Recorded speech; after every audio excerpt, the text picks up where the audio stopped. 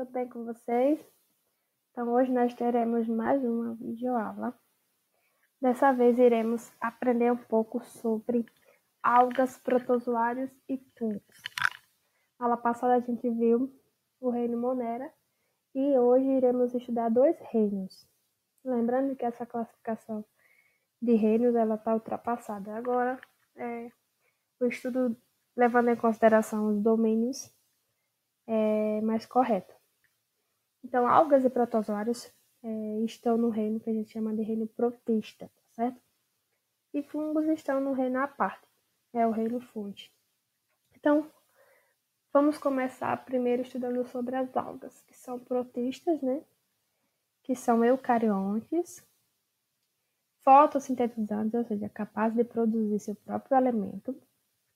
Podem ser uni- ou multicelulares. Unicelulares são indivíduos que são formados apenas por uma célula, e multicelulares por várias células.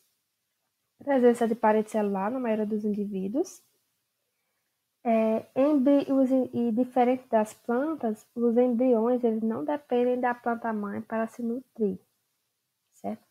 São seres produtores, os seres produtores dos ambientes aquáticos, ou seja, fazem parte da base das cadeias alimentares dos ambientes aquáticos. E também liberam oxigênio, realizam fotossíntese, né?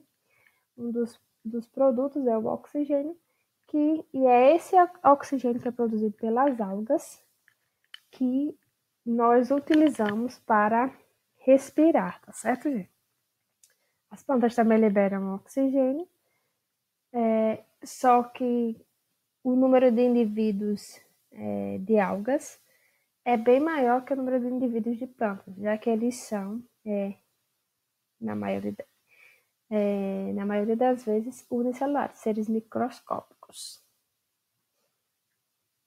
As águas, elas apresentam uma diversidade que a gente vai começar a estudar, e elas são muito importantes porque fazem parte do fitoplâncton, que são, como eu acabei de falar, a base das cadeias alimentares dos ambientes aquáticos. As estruturas multicelulares, elas são chamadas de talos. Aqui a gente vai ter um talo, tá certo? Um talo cilíndrico. E temos o talo achatado, que parece como se fosse um galho de uma árvore, mas não é. Nós podemos ver também estruturas que são flutuantes, vesículas flutuadoras, que vai ajudar a água a ficar flutuando nos ambientes aquáticos. E temos também estruturas reprodutoras, tá certo? E a classificação das águas, né? Separação da diversidade, ela é feita basicamente no tipo de organização celular e no tipo de pigmentos que essas algas apresentam. E aí a gente vai começar a estudar o primeiro grupo, que é o grupo das clorófitas, e também chamadas de algas verdes, certo? Que vivem tanto no mar como em ambientes de água doce, como em superfícies úmidas, e podem ser unicelulares, formar colônias ou multicelulares. Um exemplo que a gente conhece são os líquens. Os líquens são a associação de algas com fungos, ou de fungos e cianobactérias, no caso aqui de algas e fungos. Essas algas verdes, as clorófitas, também podem realizar endossimbiose, vivendo em ambientes aquáticos, sem causar prejuízos, e elas têm estruturas bem semelhantes às plantas, como a parede celular, certo? E a presença de clorofilas, que são os pigmentos verdes das plantas. Outro grupo de algas é conhecido como diatomáceas, que são células unicelulares ou coloniais. Diatomáceas coloniais seriam indivíduos unicelulares unidos anatomicamente, formando uma colônia. Podem atingir até 2 milímetros, então são bem pequenas. A maioria é marinha. E esse grupo é o que apresenta a maior biodiversidade entre as águas, com mais de 10.000 espécies catalogadas já. São importantes porque participam do fitoplâncton, sendo responsáveis por cerca de 25% da produtividade primária dos ecossistemas marinhos. Essas células das diatomáceas são revestidas por uma carapaça de silício, tá certo? E esse silício vai dar a ela um aspecto brilhante e iridescente. Que iridescente, para quem não sabe, reflete mais ou menos as cores dos arco-íris. Outro grupo de algas são as crisófitas, que são algas que têm esse aspecto dourado, certo? Também podem ser unicelulares coloniais ou multicelulares. São algas que são fotossintetizantes, mas que podem ser heterotróficas, desenvolver algum grau de predação ou parasitismo, não apresentam parede celular, habitam tanto em ambientes marinhos como de água doce, e também, em algumas regiões específicas, ela é a principal fonte, o principal componente do fitoplâncton, que é a base das cadeias alimentares. E de ambientes aquáticos, na verdade, né? Outro grupo de algas são as féoftas, que quase todas elas são multicelulares, vivem em ambientes marinhos, são encontradas nas praias, aqueles fragmentos de algas que a gente encontra, são delas, e o seu talo pode atingir 40 metros, tá certo, gente? E formam o que a gente chama de florestas submersas, que um dos principais representantes são os kelps, tá certo? E além de fazer parte, né, da alimentação de alguns seres, também servem de abrigo para muitas espécies marinhas. Outro grupo de algas, nós temos aí as rodófitas, são quase todas multicelulares também, vivem tanto no mar como em ambientes dulcícolas, que são ambientes de água doce, vivem aderidas a outras algas ou a rochas, ou flutuam. E elas têm um acúmulo de carbonato de cálcio nas suas paredes celulares, que dá uma rigidez semelhante à rigidez de um coral. Lembrando que o coral não é uma alga, o coral verdadeiro são quinidários, certo? Outro grupo de algas são os dinoflagelados, que todos eles são unicelulares, também constituem parte do fitoplâncton marinho. São células dotadas de dois flagelos, um flagelo transversal e um flagelo longitudinal. A parede celular contém sílica, certo? Ou também, em alguns casos, não tem parede celular. Que, nesse caso, os que não têm parede celular são chamados de zooxantelas, que são indivíduos que realizam simbioses, né, relações de múltiplo benefício com alguns protozoários ou com alguns animais marinhos. São exclusivamente heterotróficas, é o único grupo que todos os indivíduos são heterotróficos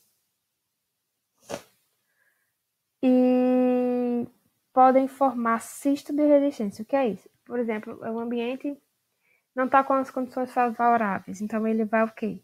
Que condições são essas? Não tem alimentação, não tem um pH adequado para a multiplicação. Então, eles vão perder esses flagelos e vão virar cistos. E aí, quando o ambiente tiver as condições favoráveis novamente, ele produz novamente os flagelos e consegue ter uma vida normal. O gênero Noctiluca, ele produz uma Noctiluca produz uma luminescência, que é aquele brilho que alguns seres eles podem produzir. Alguns seres, por exemplo, alguns insetos. E também, quando se proliferam de forma demasiada, de forma exagerada, por algum desequilíbrio ambiental que possa estar ocorrendo, por exemplo, um descarte excessivo de dejetos para o mar. Essas algas elas vão se produzir, se proliferar muito rápido e vão formar o que a gente chama de maré vermelha. Essas algas elas vão produzir uma toxina e essa toxina vai causar morte de peixes e também pode causar lesões na pele humana. Irritabilidade. Outro grupo de algas são os eglenoides, que todos também são unicelulares. Nesse caso, predominantemente de água doce. Eles apresentam o que a gente chama de vacúolo contrátil, essa estrutura aqui que vai eliminar o excesso de água dessa célula para que ela não estoure. Eles podem ter 2 flagelos, mas o flagelo menor ele nem sai da célula, nem emerge, certo? E também pode apresentar um ocelo aqui perto desse flagelo. Esse ocelo é como se fosse um olho primitivo, ele é capaz de perceber a luz. A maioria ela é fotossintetizante, mas há espécies heterotróficas que vão fagocitar, no caso, as suas presas. As águas elas podem se reproduzir tanto de forma assexuada como de forma sexuada, certo? De forma assexuada, a gente conhece a divisão binária, onde é uma alga aqui, ela vai se dividir em 2. Ou fragmentação seria quando uma alga, por exemplo, uma alga dessa aqui, ele quebra e esse filamento aqui vai germinar e vai originar outra água, ela vai se desenvolver naquele substrato e já vai ser outra algo como se fosse uma planta que a gente tirasse um galinho e plantasse o galinho. E por esporulação, onde, por exemplo, o zoósporo, que é como se fosse um esporo, ele vai se fixar e vai crescer, certo? E aí, quando ele cresce, algumas células elas vão ser encarregadas de se multiplicarem o seu material genético e depois esse material genético ele vai originar a divisão de várias células e cada uma dessas células que for liberada vai ser um zoósporo, tá certo? Ele vai ter a capacidade locomotora porque tem flagelos e vai conseguir migrar para vários lugares, tá certo? Encontrou as condições favoráveis e recomeça todo o ciclo. Isso aqui acontece sem nenhuma fusão de gametas, por isso que é um tipo de reprodução assexuada. E aí, nós vamos para a reprodução sexuada, e vai gerar indivíduos geneticamente diferentes. As algas, elas apresentam o que a gente chama de alternância de geração, que isso consiste em eu ter, por exemplo, em algumas fases do ciclo, indivíduos haploides e em algumas fases do ciclo, um indivíduo diploide, tá certo? No caso aqui das algas, os indivíduos eles vão ser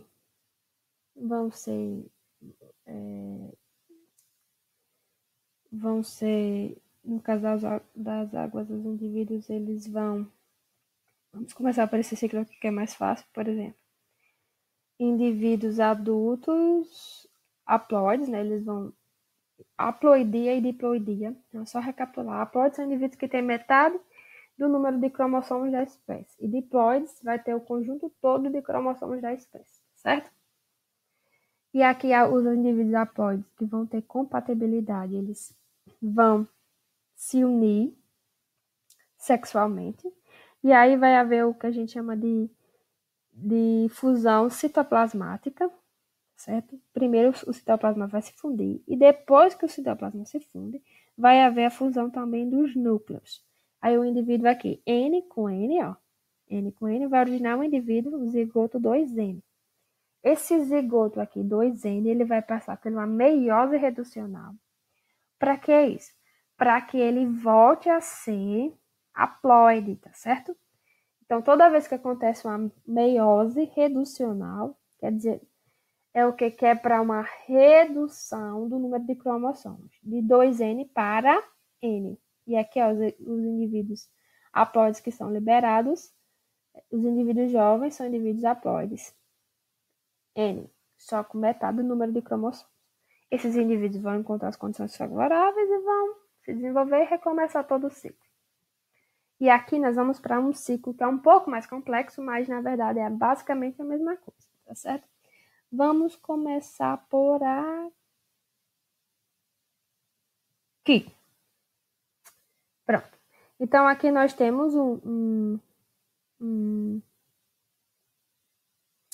zigoto, né? Esse zigoto ele germinou e cresceu, atingiu a fase adulta. Quando ele cresce, atinge a fase adulta, o que vai acontecer?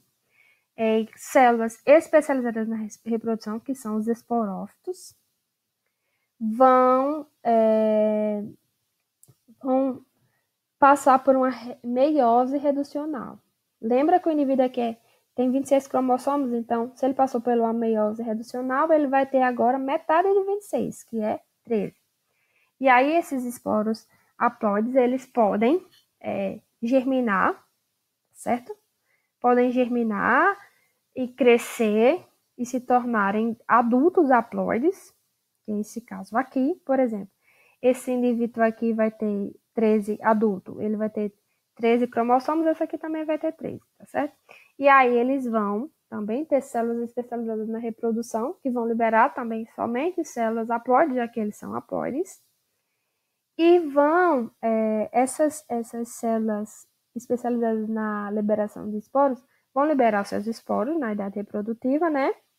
E esses esporos, eles podem o quê? Se encontrar formando um indivíduo agora, que vai ser geneticamente, vai possuir os dois grupos de cromossomos, no caso, 13 com 13, 26, vai ser diploide novamente. E esse indivíduo diploide, ele vai germinar, vai crescer, vai liberar gametas sexuais com metade dos cromossomos e vai recomeçar todo o ciclo. Então, aqui ó, é bem perceptível a alternância de geração. Ora, eu tenho indivíduos adultos diploide, com 26 cromossomos, e ora, eu tenho indivíduos adultos haploides com apenas 13 cromossomos. Ok? E as algas, elas são importantes, além de formarem, né, parte da base das cadeias alimentares de ambientes marinhos, elas também são utilizadas economicamente. Por exemplo, aqui ó, o sushi, elementos da culinária oriental, eles utilizam algas aqui ó, para formar, né, essas peças.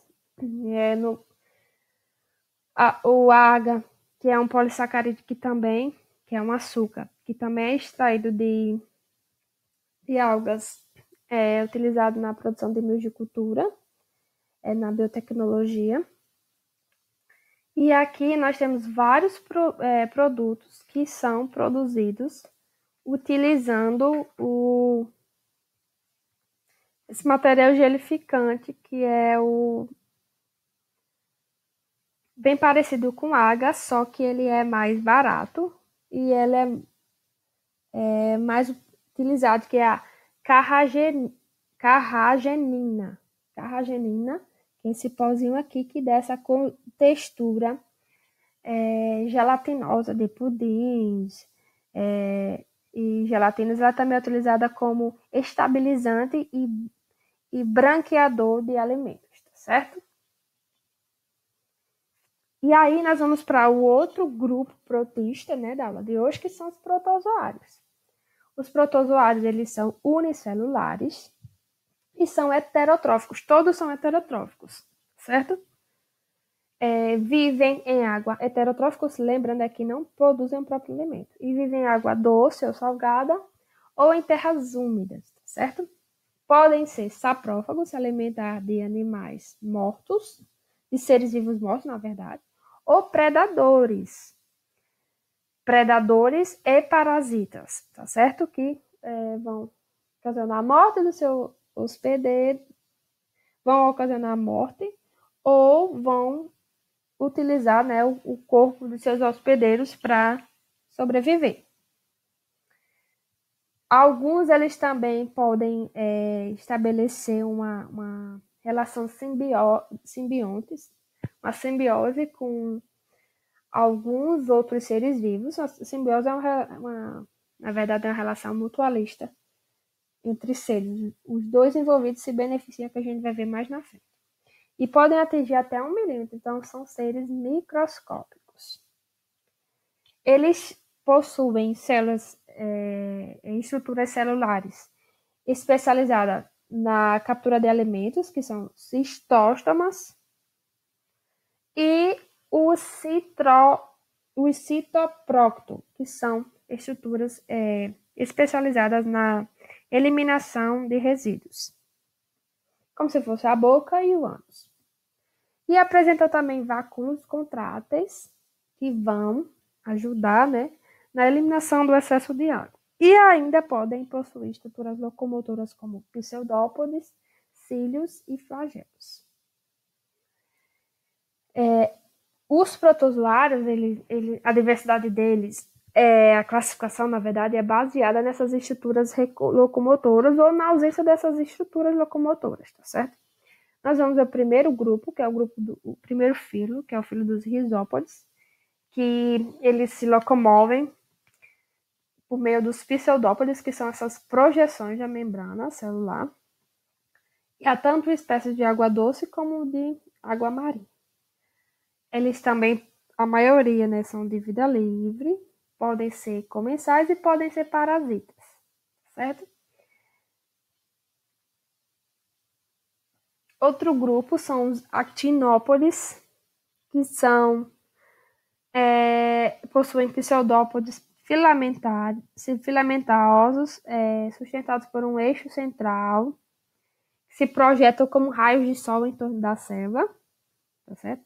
E nós temos 2 grupos, os radiolários, que possuem esse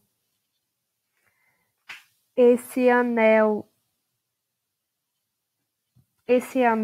central, e os heliozoários, que não possuem, tá certo? E aí, os radiolários, eles fazem parte do zooplâncton, tá certo? Que são, digamos que seres microscópicos que fazem parte das cadeias alimentares também, são muito importantes, porque servem de alimentos para peixes, crustáceos e animais menores, e outros animais menores. E os heliozoários, eles geralmente habitam o fundo dos mares, certo? E aí outro grupo de protozoários são os foraminíferos, que possuem uma carapaça externa de carbonato de cálcio. Essas carapaças, elas apresentam várias perfurações, que é por onde saem os pseudópodes, que é essas projeções das membranas celulares desses organismos, e que vão ser utilizados para a captura do alimento. Vivem no mar, eles podem ser flutuantes, podem estar no fundo do mar, ou podem estar aderidos a algas e a animais. E eles são bioindicadores da presença de petróleo. Então, regiões onde tem os foraminíferos, geralmente se encontra petróleo. E aí, outro grupo de protozoários, nós temos os apicomplexos, que não possuem estruturas locomotoras, mas eles apresentam uma estrutura apical aqui, que vai facilitar a entrada deles nas células hospedeiras. Esses indivíduos aí, eles também podem formar esporos em algum estágio de vida, tá certo? Podem ficar, tipo, dormentes, tipo hibernando, como se fosse em estado stand-by. Estão vivos, mas não estão em atividade. Aí, quando encontram condições favoráveis, eles se multiplicam e têm vida normal. Podem causar doenças, tá certo, gente? Esses dois aqui, por exemplo, são causadores da malária e da toxoplasmose, certo? Outro grupo de protozoários são os flagelados, que tem esse nome porque eles apresentam 2 ou dezenas de flagelos, tá certo? Tem ambiente de água doce e marinha, são de vida livre ou sésseis, e utilizam os sésseis, eles utilizam os flagelos para criar correntes, e junto com essas correntes de água também vem partículas alimentares. Também podem causar doenças, né? São parasitas alguns, como a doença de Chagas e o calazar. E alguns eles estabelecem uma relação mutualista com baratas e cupins, fazendo as baratas e os cupins vão dar abrigo para eles, moradia, e em contrapartida eles vão ajudar na digestão da celulose, que é a parede celular, né, dos vegetais, que compõe a parede celular dos vegetais, que é, no caso, o componente da madeira. E aí, outro grupo de protozoários também nós temos, que nós conhecemos, são os ciliados. Vai se locomover por meio de cílios. Os cílios eles são bem mais numerosos e mais curtos do que os flagelos. E os ciliados eles vão produzir 2 núcleos. Um macronúcleo, que vai ser obtido através de várias divisões do material genético, sem haver divisão celular, que é a polipoidia. E o micronúcleo, que são responsáveis pela reprodução sexuada. O macronúcleo ele vai controlar toda a atividade celular e os micronúcleos são responsáveis pela atividade sexuada, reprodução sexuada. Podem ser de vida livre, pode ser comensais, ou seja, vão estar no tubo digestivo de alguns ruminantes, como vaca, girafa, cavalo e etc. Ou podem ser parasitas, ocasionando doenças. Os protozoários eles vão se dividir por 2 tipos reproduzir por 2 tipos de divisão binária, que é um protozoário que é o paramécio, que vai se originar em 2, tá certo? Aqui, ó, só para vocês verem, ó, o micronúcleo se duplicando, que aqui é responsável pela reprodução sexuada, e também por divisão múltipla. Essa divisão múltipla é quando, por exemplo, eu vou ter um protozoário que vai passar por várias mitoses, vai passar por várias divisões do seu material genético, várias multiplicações do seu DNA genético, sem haver, por exemplo, a divisão do citoplasma. Mas só depois que há várias cópias de material genético é que há a divisão de citoplasma. E aqui, cada uma desses pontinhos seriam protozoários, mas que com tamanho menor do que o protozoário normal. E aí, nós vamos para o último grupo da nossa aulinha de hoje, que é o reino fungi, ou os fungos. Os fungos, eles são eucariontes, são heterotróficos, não produzem o próprio alimento, possuem parede celular com quitina, que é a mesmo componente do exoesqueleto de insetos e crustáceos, por exemplo. Vivem na água, no solo ou em corpos de outros seres. A maioria é multicelular, que é constituído por hifas, que constituem um micélio. Aqui seria, por exemplo, as hifas seriam as células, o micélio seria um conjunto de hifas. Há 2 tipos de hifas, que são as hifas septadas, que possuem essa divisãozinha aqui anatômica, certo? E as hifas não septadas, que são chamadas de hifas cenocíticas. As septadas, elas podem ser monocarióticas, que possuem apenas um núcleo, ou dicarióticas, as que possuem 2 núcleos. Os fungos eles podem crescer infinitivamente, contanto que tenham condições favoráveis de alimento. É tanto que o maior ser vivo do mundo é um fungo, certo? O maior ser vivo do mundo ele se encontra numa floresta dos Estados Unidos. E eles são muito importantes ecologicamente, pois eles são os principais decompositores, que são os seres responsáveis por devolver para a terra aquilo que foi tirado para o crescimento de uma planta, para o desenvolvimento de um animal em si. E aí, seguindo, nós vamos estudar agora a diversidade dos fungos. Esses fungos, eles são classificados em grupos de acordo com a presença ou ausência de estruturas reprodutivas específicas, tá certo? Nós temos os quitridiomicetos, que são fungos de ambiente terrestre, de água doce, e poucas espécies elas são marinhas, podem ser uni ou multicelulares, possuem o polissacarídeo de reserva, assim como os animais, que é o glicogênio, e podem ser saprófagos ou parasitas. Os saprófagos se alimentam de matéria morta ou parasitas que colonizam, né, indivíduos vivos, seres vivos ainda. Outro grupo de fungos são os zigomicetos, que apresentam hifas cenocíticas, que são aquelas hifas não septadas. Eles não apresentam corpos de frutificação. A gente vai ver o que é o corpo de frutificação. Na verdade, seria, por exemplo, um cogumelo, certo?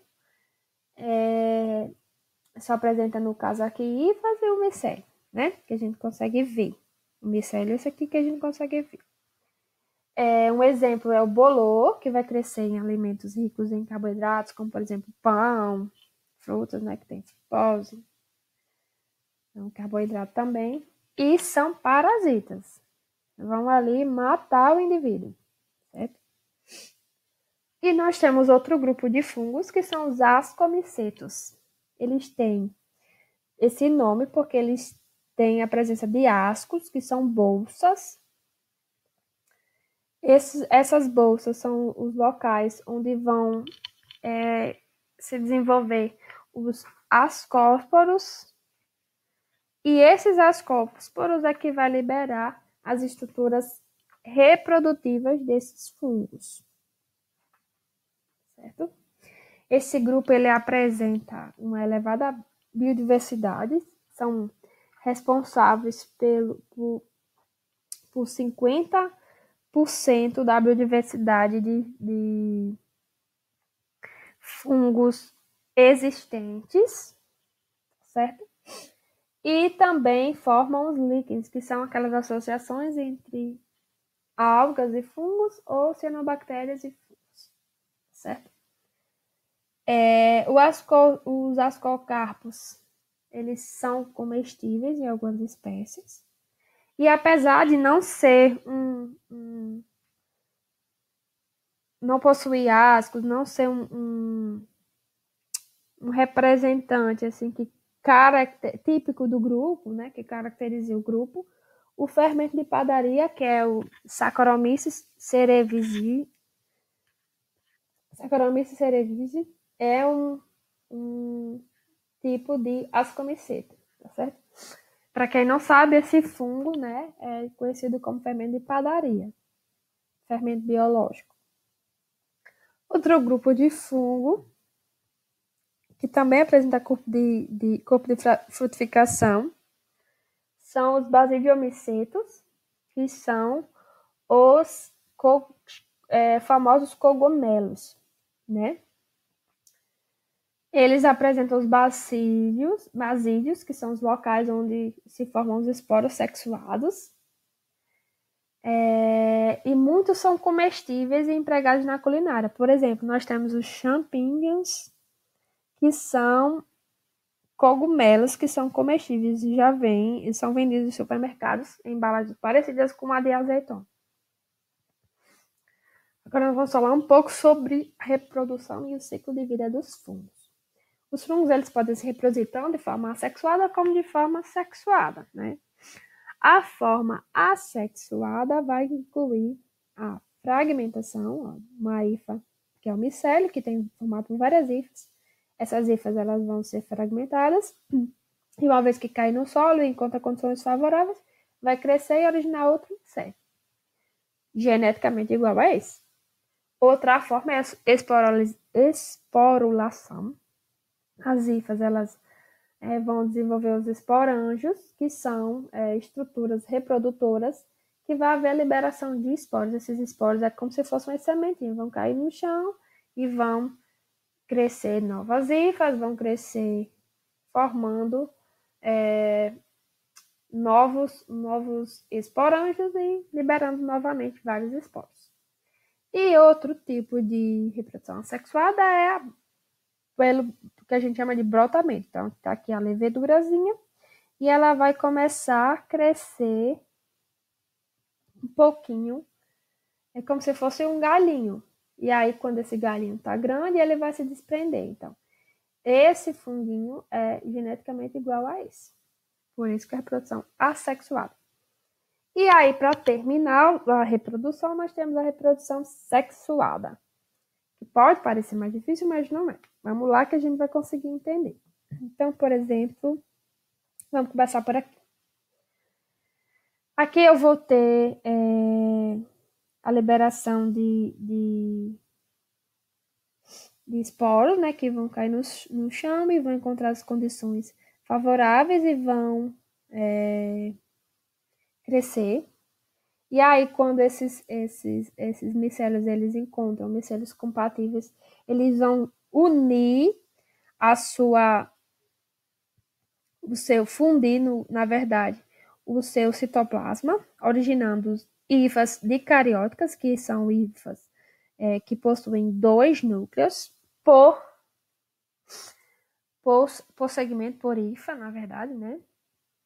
E aí, esse indivíduo aqui, ele vai crescer, a hifa vai formar micélio, e nesse caso aqui, apresentar um corpo de frutificação. E aí, esse corpo de frutificação, ele vai ter células especializadas na reprodução, que no caso aqui, que é um ascomiceto, é um ascocarpo. Esse no ascocarpo vai haver a fusão desses núcleos. Olha, até aqui ainda não teve fusão de núcleo, mas aqui no ascocarpo vai haver a fusão de núcleos, e esse indivíduo aqui vai passar a ser 2N. Até aqui ele era N. Agora ele vai ser 2N. Vai gerar indivíduos 2N, que é o zigoto. E aí, assim que acontece isso, esse zigotinho ele vai passar por uma meiose zigótica, onde uma célulazinha, um zigotozinho, vai originar 4 zigotos haploides, com metade da informação genética. E aí, cada um desses núcleos haploides ele vai sofrer uma mitose, formando, no caso, no asco, tendo no asco, na verdade, 8 ascósporos, tá certo? 8 ascósporos. Que só que não tem 4, vai sofrer uma mitose, então vai duplicar. 4, dobro é 8. E aí, esses ascósporos, eles vão ser liberados, germinam e recomeçam todo o ciclo. Agora, vamos ver o ciclo sexual, né, dos basidiomicotas. Então, vamos lá. Vamos começar por onde? Vamos começar por aqui. Então, tá aqui os esporos, os basidiosporos vão ser liberados e vão germinar. Quando eles são indivíduos aqui haploides, ó, metade do número de cromossomos, vão encontrar hifas compatíveis, vai haver a fusão desses micélios compatíveis apenas das suas hifas. Depois, ó, aqui do mesmo jeito, as hifas elas são dicarióticas, cada hifa possui 2 núcleos. Esse indivíduo vai crescer, vai ter vai formar, as hifas vão formar micélios, os micélios vão formar corpos de frutificação, que são basidiocarpos, e nos basidiocarpos nós vamos ter, que são os cogumelos, e nos basidiocarpos nós vamos ter estruturas reprodutivas, né? E aí vai haver a fusão desses núcleos. Vai haver fecundação, que é a fusão dos núcleos, e aí o que vai acontecer? Esse zigoto recém-formado vai passar por uma meiose reducional. Quando eu passo pela meiose, o zigoto, em vez de ter um zigotozinho em cada célula, eu vou ter agora, 4. Esses zigotos, eles vão amadurecer, né? Essas células, elas vão originar estruturas, né, de reprodução, de liberação, na verdade, que são os basidiosporos, e vão ser liberados. Que as 4 células que foram originadas de um zigoto. 4 células vão ser liberadas.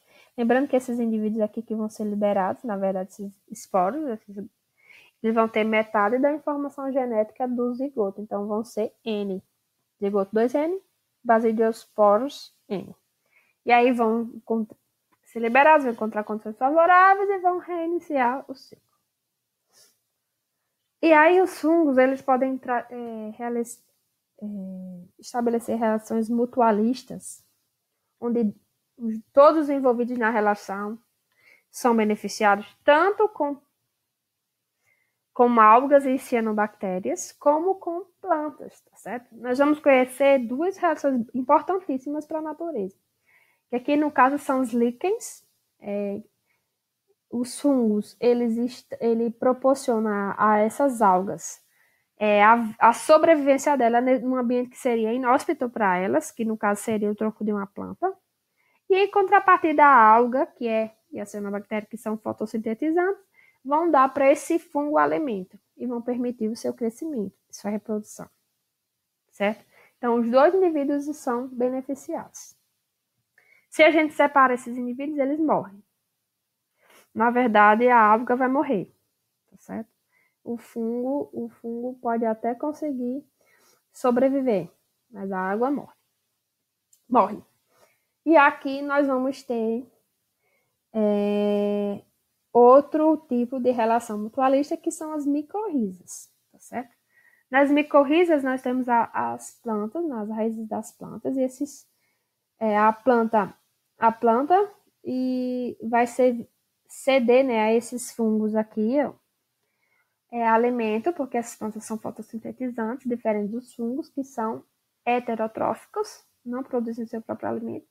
E em contrapartida, esses fungos vão servir como se fossem raízes. Eles vão aumentar a capacidade dessa planta absorver águas e sais minerais e nutrientes.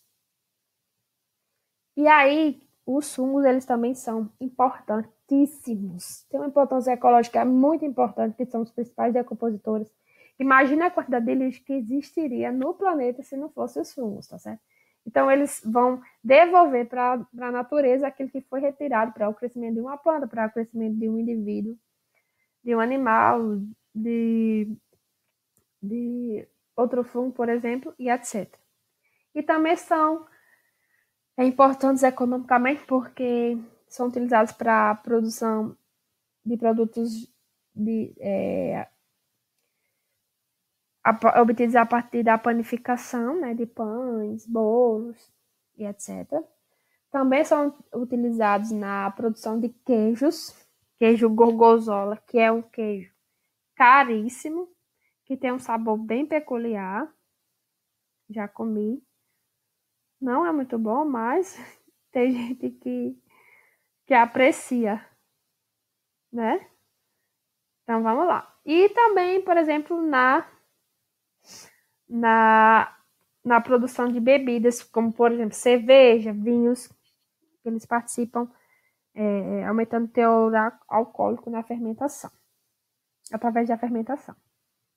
E aí, galerinha, apesar da aula ser longa, tem uma surpresa para vocês, não teremos atividade essa semana, só na próxima. E as atividades, o capítulo para vocês estudarem é o capítulo 3, que vai da página 41 a 65. Eu recomendo que vocês estudem, façam um resumo no caderno de vocês, porque esse assunto é bem extenso, né? Mas é isso, fiquem com Deus, gente. Fiquem em casa e até a próxima.